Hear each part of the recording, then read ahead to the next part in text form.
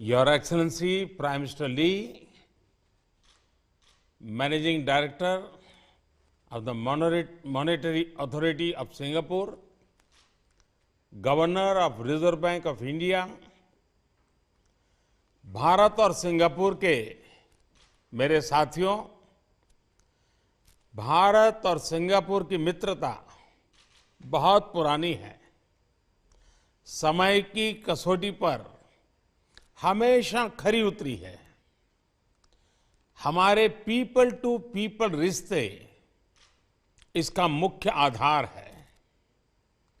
UPI पे now link का launch आज दोनों देशों के नागरिकों के लिए एक ऐसा उपहार है जिसका वे उत्सुकता से इंतजार कर रहे थे। मैं भारत और सिंगापुर के लोगों को इसकी बहुत बहुत बधाई देता हूं। साथियों, आज के युग में टेक्नोलॉजी हमें अनेक प्रकार से एक दूसरे से जोड़ती है। फिनटेक भी एक ऐसा सेक्टर है जो लोगों को एक दूसरे से कनेक्ट करता है।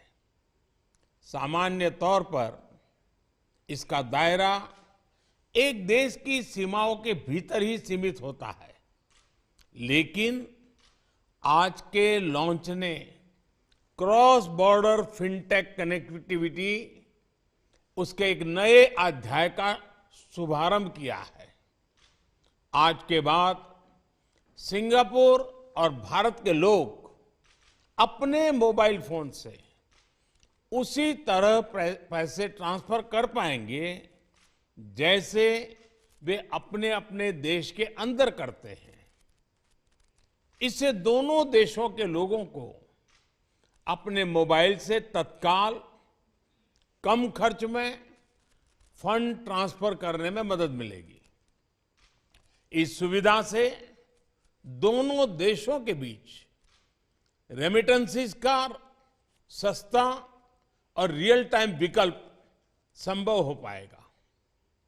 इसका हमारे प्रवासी भाई बहनों, प्रोफेशनल्स, स्टूडेंट्स और उनके परिवारों को विशेष रूप से लाभ होगा। फ्रेंड्स, बीते वर्षों में भारत ने इनोवेशन और मॉडर्नाइजेशन के लिए उचित वातावरण बनाने को सर्वोच्च प्राथमिकता दी है। हमारे डिजिटल इंडिया प्रोग्राम से देश ईज ऑफ लिविंग में भी बढ़ी है और ईज ऑफ डूइंग बिजनेस भी बढ़ा है। इससे डिजिटल कनेक्टिविटी के साथ फाइनेंशियल इंक्लूजन को भी अभूतपूर्व गति मिली है। डिजिटल इंडिया अभियान ने गवर्नेंस और पब्लिक सर्विस डिलीवरी में अभूतपूर्व रिफॉर्म्स को भी संभव बनाया है। ये भारत के डिजिटल इंफ्रास्ट्रक्चर की ही ताकत है कि कोविड पैंडेमिक के दौरान हम करोड़ों लोगों के बैंक खातों में सीधे पैसे ट्रांसफर कर पाए। फ्रेंड्स, 5 साल पहले मैंने सिंगापुर में कहा था कि फिनटेक, इनोवेशन और युवा ऊर्जा में विश्वास का एक बहुत बड़ा उत्सव है। फिनटेक और डिजिटल क्रांति में भारत की सफलता की अगुवाई हमारे टेक्नोलॉजी ट्रेंड युवा ही कर रहे हैं। आज फिनटेक की दुनिया में भारत के हजारों स्टार्टअप्स अपना लोहा मनवा रहे हैं। इसी ऊर्जा की वजह से आज रियल टाइम डिजिटल ट्रांजैक्शन के मामले में भारत विश्व के अग्रणी देशों में है। आज यूपीआई भारत में सबसे पसंदीदा पेमेंट मैकेनिज्म बन गया है। मर्चेंट्स और कंज्यूमर्स दोनों ने ही इसे ज्यादा से ज्यादा वे अपना रहे हैं। इसलिए आज बहुत से एक्सपर्ट्स ये अनुमान लगा रहे हैं कि जल्द ही भारत में डिजिटल वॉलेट ट्रांजैक्शन नकद लेन देन से अधिक हो जाएंगे।